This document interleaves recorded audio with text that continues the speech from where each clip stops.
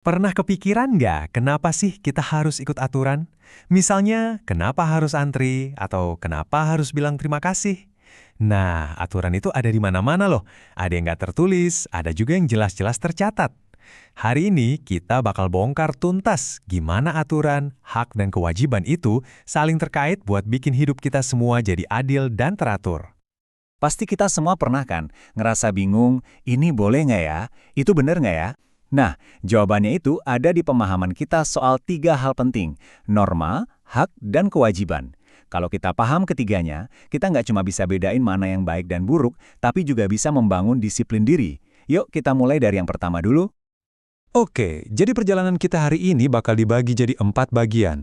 Kita mulai dari buku aturan dalam masyarakat, terus kita lanjut ke perisai yang melindungi kita, lalu peran atau tanggung jawab kita, dan terakhir, gimana semua itu saling berhubungan. Pertama, ayo kita bahas soal norma. Gampangnya, anggap aja norma ini sebagai aturan main dalam permainan kehidupan. Biar semuanya berjalan lancar, teratur, dan adil. Jadi, norma itu intinya adalah aturan yang disepakati bersama tentang gimana kita harus bersikap. Aturan ini mengikat semua orang dalam satu kelompok, tujuannya simpel kok, biar nggak ada konflik dan kita bisa hidup bareng dengan damai. Kalau dilanggar, tentu ada sanksinya. Nah, ternyata aturan-aturan ini bisa kita bagi jadi 4 jenis utama. Anggap aja kayak 4 bab penting dalam buku panduan sosial kita. Yuk, kita buka bab pertama. Yang pertama adalah norma kesopanan. Ini semua tentang sopan santun, tata krama, yang muncul dari kebiasaan kita sehari-hari. Misalnya, gimana cara kita menyapa orang yang lebih tua. Uniknya, aturan ini bisa beda-beda banget loh di tiap daerah atau budaya. Contohnya gampang banget kan? Cara kita berpakaian pas ke pesta sama pas di rumah, itu udah bagian dari norma kesopanan. Terus kalau kita langgar, hukumannya apa? Ya, bukan penjara, tapi sanksi sosial. Mungkin kita bakal dicap nggak sopan atau dapat pandangan sinis dari orang lain. Oke, selanjutnya kita bergeser dari kebiasaan sosial ke pedoman yang sumbernya dari keyakinan. Ini dia, norma agama. Aturan ini jadi panduan hidup buat para pemeluknya. Isinya itu biasanya adalah prinsip-prinsip dasar dalam sebuah keyakinan. Misalnya, perintah buat berbuat baik ke sesama, larangan buat menyakiti, atau kewajiban menolong yang membutuhkan. Sanksinya diyakini datang langsung dari Tuhan. Norma yang ketiga ini sumbernya datang dari dalam diri kita sendiri. Yup, dari hati nurani.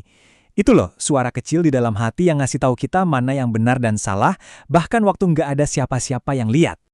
Nah, kalau kita melanggar norma ini, misalnya kita bohong, sanksinya itu datang dari dalam. Kita bakal merasa bersalah, menyesal, atau malu. Perasaan inilah yang jadi hukumannya, sekaligus pengingat biar kita jadi lebih baik lagi.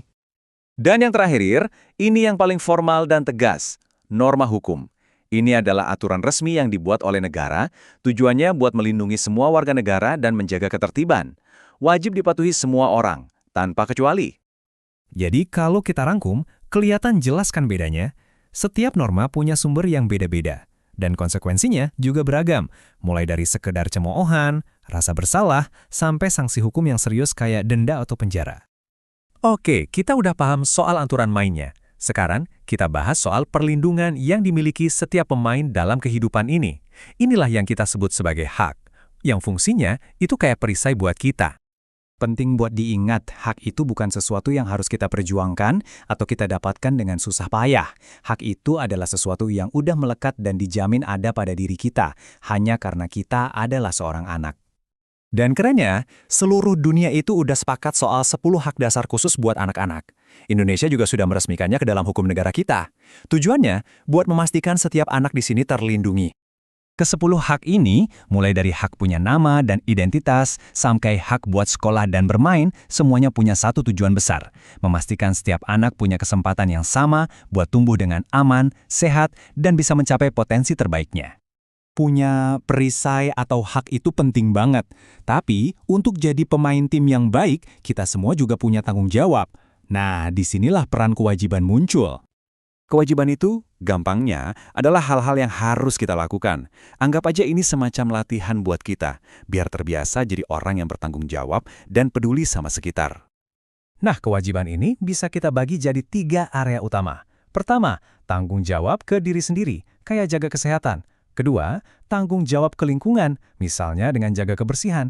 Dan yang ketiga, tanggung jawab ke orang lain, yaitu dengan saling menjaga dan berbuat baik. Oke, kita sudah bahas satu persatu soal norma, hak, dan kewajiban. Pertanyaannya sekarang, gimana sih ketiga potongan ini nyambung dan jadi satu gambaran utuh? Ketiganya itu bukan konsep yang terpisah, tapi saling menopang satu sama lain. Biar masyarakat bisa berjalan dengan adil dan harmonis, ketiganya harus seimbang. Kalau salah satunya hilang atau nggak berjalan, pasti sistemnya jadi goyah. Coba deh, luangkan waktu sebentar buat mikirin hari ini aja, aturan apa yang tadi kamu ikuti, hak apa yang kamu nikmati, dan kewajiban apa yang sudah kamu penuhi. Dengan menyadari ketiganya, kita bisa jadi warga negara yang jauh lebih baik. Terima kasih sudah menyimak.